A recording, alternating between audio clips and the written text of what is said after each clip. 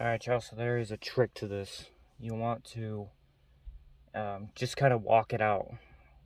Start at the top here and just kind of walk it out a little bit. They're held on by 2 clips. And then just kind of bear with it. Walk it out. It's not brittle. It's very strong plastic, but just be careful just in case you ever want to go back to factory. Put your factory radio back in, or you say you're trading in the car or selling it and you want to keep your radio, just be careful with it. One thing to mention though is make sure you got all your discs out of the CD player. I don't think you want to try to get it back out after you got the radio out. Alright, let's continue.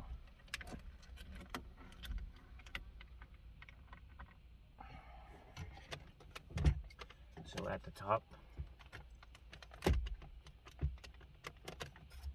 you've got your hazard light switch.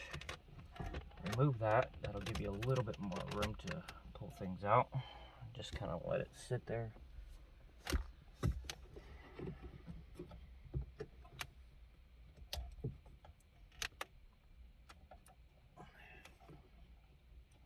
Got what looks like a dark orange plug or a brown. Let's see, how does that come out of there? Yep, just push down on the tab. That'll come right out.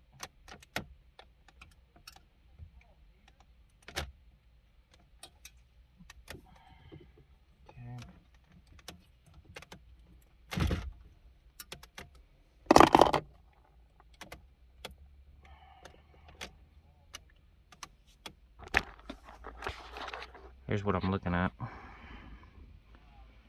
So you've got this brown wire, or this white wire, sorry, with the brown connector. I believe that's going to be your sat radio. Then you got the one at the bottom there. That's going to be your regular AM FM antenna. And then you've got your speaker wires along with your factory amp wires and whatnot, if you have it. Some of these models will have it, some of them won't. And just like that, the radio's out. So, again, you got your 3 connectors. I believe all the radios are going to have all 3 connectors. And then you've got your Sirius XM and then your regular AM FM antenna. You'll need an adapter for those.